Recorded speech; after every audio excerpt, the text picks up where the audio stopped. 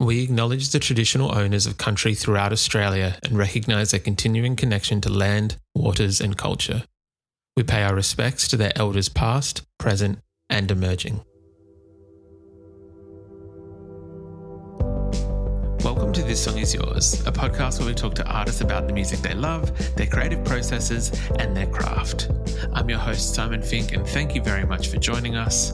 Our guests today on the podcast are one of Australia's most exciting indie rock acts. It is the Rions. This four-piece band from Sydney's northern beaches have been on a meteoric rise over the last few years, ever since winning Triple J Unearthed High back in 2021. They've since toured with artists like Cordiale and Boy and Bear and have just wrapped up a European tour with their mates Pacific Avenue. The band recently released their highly anticipated second EP titled Happiness in a Place It Shouldn't Be, which is a fantastic collection that sees the band exploring new sonic territory, blending in elements of country and piano ballads alongside their signature indie rock sound.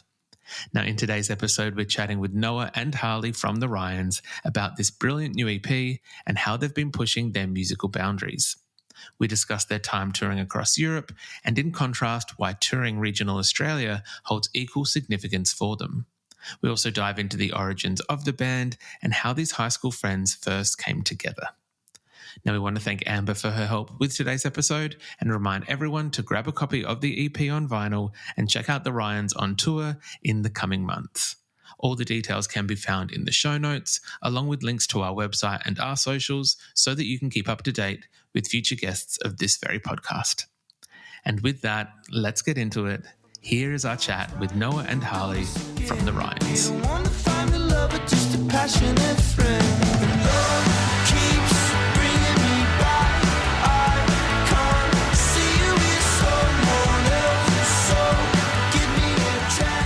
Please welcome to This Song Is Yours, Noah and Harley from the Rions. Gentlemen, hello, how are we?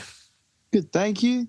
Very good. Thank you for having us. My absolute pleasure. Thank you so much for coming on. I know it's an incredibly busy time for you guys at the moment. There's lots of tours going on, both here at home and abroad.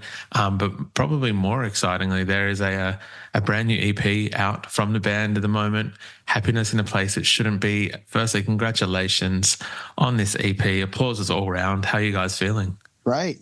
Thank you. Very excited. Very, very excited. It is. Oh, sorry.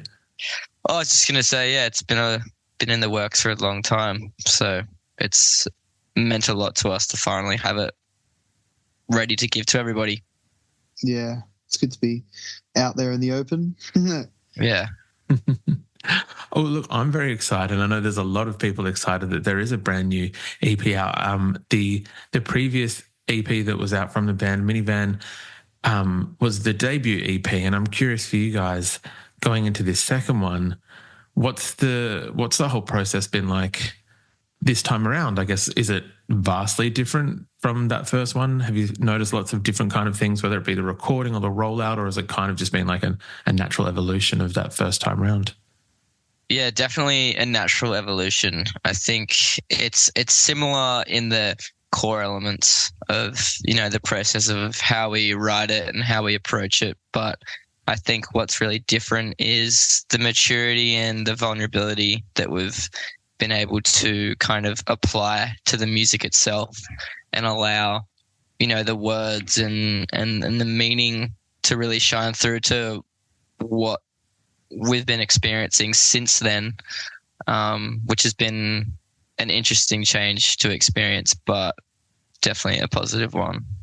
Yeah. And I think as musicians, we've obviously grown over time and changed our inspirations as well. So yeah. I think people will hear that there's a lot of kind of new elements that we were inspired by. We took from, some inspirations elsewhere as well. So just growing our kind of mind in the way that things are written and how we write and stuff like that. Yeah. I think it's just grown quite a bit, which is great. It is absolutely awesome. It's almost what is it like? Almost spreading your musical wings in a way. This EP is doing that exactly kind of how you've said. There's what I think people would expect from the Rions, but then sonically you've definitely pushed the envelope slightly in a few different ways. I feel like your standard kind of indie rock on this EP. There's elements of country. There's a bit of like piano ballads. I kind of love the fact that it wasn't across a 6-song EP. Sometimes you don't expect that there be so much versatility, and it really surprised me in a pleasant way that there was with this EP. Was that almost like an intentional thing? Did you go in discussing that you wanted it to be so versatile, or was it just, as you said, as you found yourselves trying new things writing, that's kind of how the songs turned out? I think we definitely wanted to, as you say, spread our wings a bit, kind of show our love for different kinds of, it's almost, as you said, different genres, like bringing in country elements to one song, and obviously the piano ballad having just piano and vocals being that really like kind of feel raw. Yeah, raw, like heartfelt moment to have at the end of the EP. So yeah, definitely we definitely tried to spread our wings a bit and show naturally the vastness of our inspiration and Noah's innate ability to adapt the way he sings to so many different genres of music kind of puts us in this position where we end up creating such different music all the time anyway, and it's quite a natural result that we've been experiencing. And I think, a lot of bands will either commit to a sound, and that's great.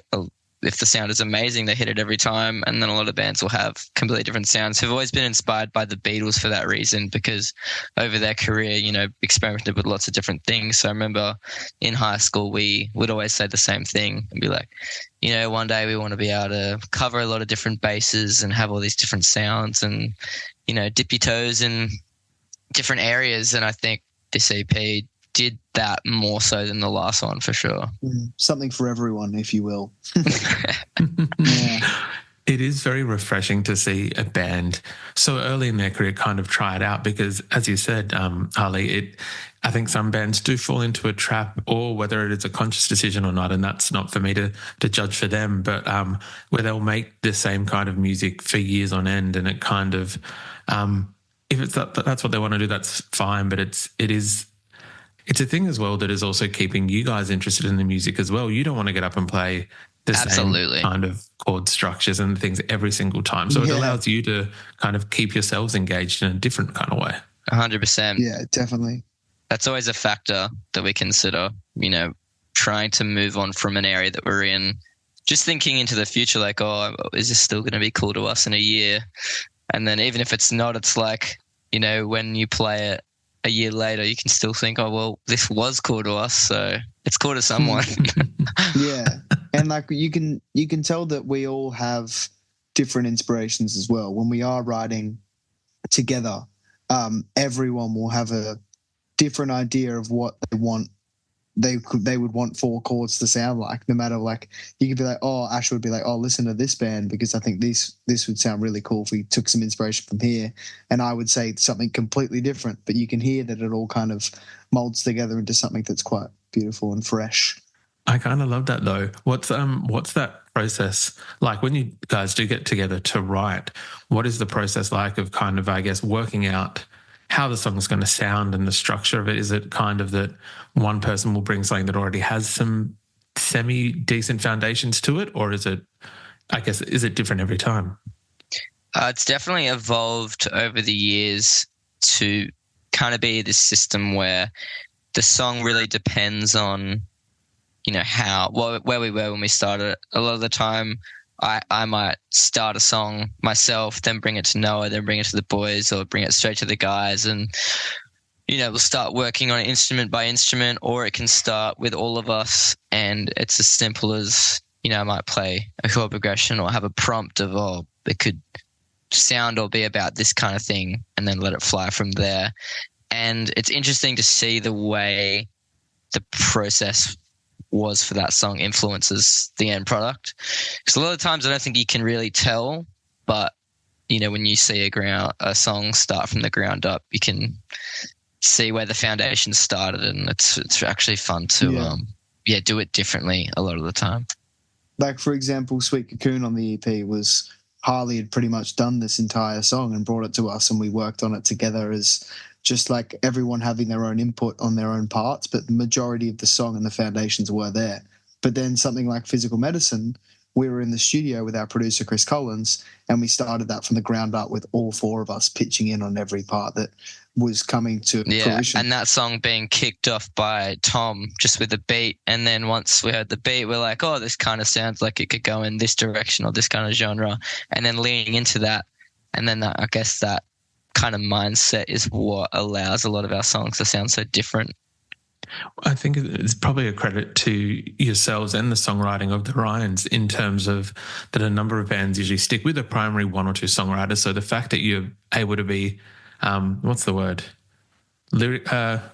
Compositionally ambidextrous in a way, if you will, that you can kind of do it that way. Nice. It means that you guys can kind of continue to grow and write in different ways.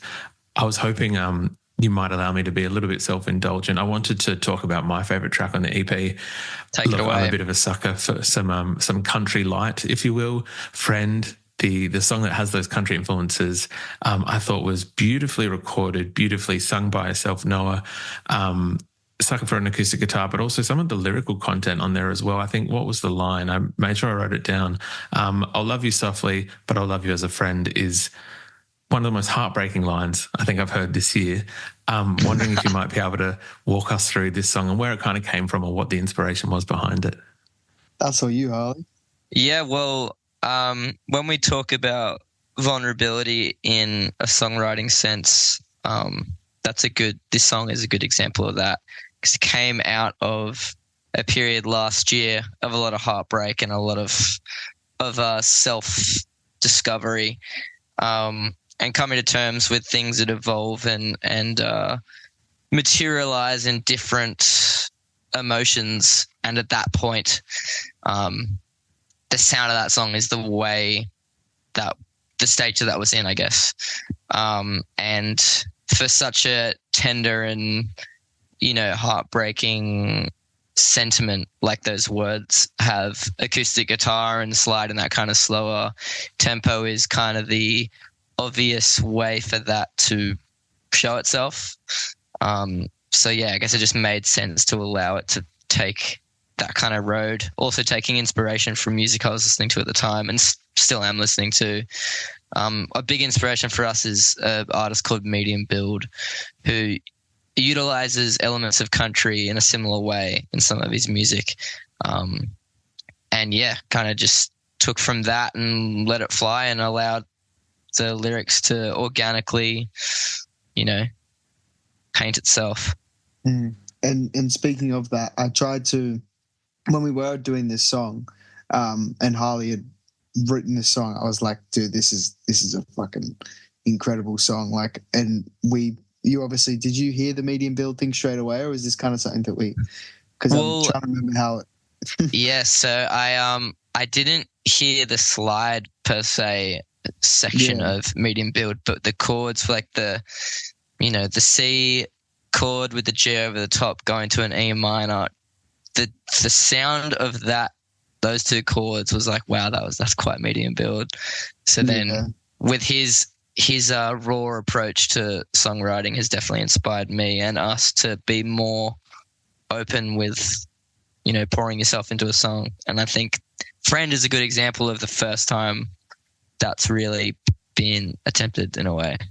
Yeah, because I feel like Asher nailed that slide so well that I was like trying to remember if this is kind of how we built it from what you had originally. But yeah, I remember the slide just hitting straight away and being like, that's so sick. Yeah. I kind of love that. Thank you very much for sharing that with us. I might not have gotten the Medium Build influence to begin with, but now that you've kind of mentioned it, I can see similarities between the two. Also a great record this year. Very quick side note, have either of you seen the Trackstar show that he did on YouTube where he's performing in the studio? I'll send you the link separate from this. Please definitely recommend it. Yeah, we just have been binging his new album, Country. I listened to it on the plane on the way home, just straight through, and I was like, wow, pretty incredible. So yeah, incredible album. I'll have a watch of that. I know that a number of people might know the band, not Medium Build, but yourselves, the Rions, from Triple J Unearthed a number of years ago. Curious if you might be able to share, I guess, the step or two before that where you two got involved in songwriting and kind of where the band was formed from. What made you want to come together and to write songs and compose songs? I grew up in a very musical family. So like my dad was in bands when he was a kid, and my mum has always been a singer. And I remember the first song I wrote, I was like 4 years old, and I wrote it with my dad, and it was called "I'm a Boy in a Land."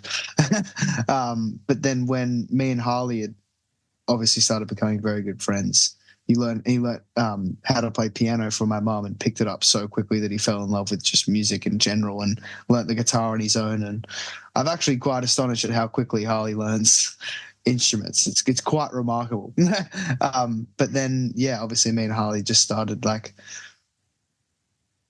deciding pretty quickly in year 7 once we met Tom and Asher and kind of started the band and music class that this is like what we want to do.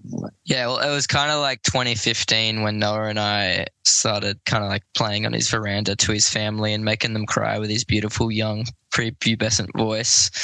And then evolving into year 7 and using the great music class and forgetting the word, but system that they have in place at our old high school, Barrenjoey, to do assignments together and get Tom on for drums, and then eventually Asher at the end of year 7 for guitar, and then into a talent quest. And it's kind of been the same process from the beginning, although we weren't writing music originally. We were just covering slow songs because we had no idea how to write music.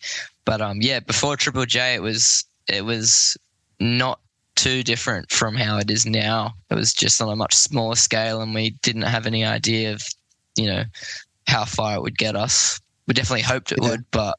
And obviously it's changed from getting help from our parents to drive us to shows in their van, and they would give us loans to record our first song. I remember they gave us a loan to record most of our first songs, and now it's kind of like we're backing ourselves, and we have a wonderful team behind us of people who have been doing this, as their jobs. So it's kind of become just what we've always wanted it to be, and we were just slowly just building it as much as we can, and pretty happy with how it's gone since before Unearthed High. But obviously Unearthed High was such an amazing help to kind of kickstart our career, if you will. The fact, though, that what you're both saying is that other than maybe, the bank of mum and dad has stepped back, and now it's, labels and yourselves being able to put forward and fund your own stuff. It's quite refreshing to hear that nothing much has changed. A number of bands might see quite a bit of success and, things around them are completely different. And the fact they've been able to kind of maintain that level of normality as well is kind of a brilliant thing. I know before you both just kind of touched on the fact that it's gotten a little bit bigger in scope. I believe last month you were touring Europe and the UK, which is a huge deal. How did those shows go? Oh, it was so much fun. Yeah. Just touring, especially with, obviously we went with Pacific Avenue, but being able to tour with someone who we're so close with, and then also being able to play some of the best shows we've ever played in our lives. We remember before every show we'd go, holy shit, this is our first time playing in London, or this is our first time playing in Germany, or this is our first time playing in Amsterdam. And it's just the whole thing was a pretty wild ride. It was all back to back to back, whoa. But it was just so much fun. And all the shows went really well, and the people over there love music so much. So it's they all pay attention to you and they come to your shows and they love what you're doing. So it's super cool. I absolutely love that. Harley, was that the same for yourself? Absolutely, yeah. It was just a very quick, exhausting, but exhilarating experience of traveling and shows. And we got a bit spoiled, I think, for our first time ever going over to the UK and Europe, having such a nice tour bus to go to sleep on. I don't think we'll get that again for another few years, but it was definitely a nice way to ease us into another league of touring. But just infinitely appreciative that after all these years, we've finally gotten over there and kicked enough goals to brag to our kids if this is all we do anyway. Yeah, exactly. True. I don't think that this is going to be the only thing you'll be able to brag to them about. But for the time speaking, obviously can't speak to the future. We can speak to the near future, though. You guys are heading out on a pretty lengthy tour, actually. I think you're almost on the road for 2 months across October, November and parts of December for the Happiness in Places tour in support of the EP. How are you feeling about taking some of these newer songs, maybe that haven't been played live, out on the road and playing them to Australian audiences? So keen, actually. Yeah, so very keen. It always feels like when we're on a tour and we're both focused on that, but at the same time working on a side project that will eventually evolve in its own way into the next year. It's so exciting to think, wow, yeah, these shows are amazing and they're so much fun, but how good is it going to be on the next tour when we have all these songs that we're working on and new instruments and it's bigger and better and louder. It's so exciting, and this is really that tour for me, at least, that I just kept thinking on the last tour, like, oh god, I'm so excited to, bring an acoustic guitar and a piano on stage for the first time ever. You know what I mean? It's just another level each time, which has just been refreshing and motivating in the best way. Yeah, and obviously we have had these songs for a little bit, so we're very excited for people to actually be able to learn them and then come to the shows and sing them with us, because it's going to feel, every time we have a song that we only know, it feels so weird when people sing it back to you and they know it now. It's like a whole new world of like love. It rejuvenates the song for sure. When you get to play it live for the first time, it's always the best. It's almost that feeling of like, like data is ones and zeros on the kind of page or on like a Spotify app or whatever. But when you get to see that the music actually is hitting, and resonating, I imagine it's a totally different feeling that is much more heartwarming than a number of binary ones and zeros. Absolutely. Yeah, definitely, for sure. What's impressive about the tour as well, I quickly wanted to touch on, is the fact that you are hitting all major cities, some pretty decent-sized venues, gentlemen, but you're also doing a lot of rural and kind of country towns as well, which I loved as well.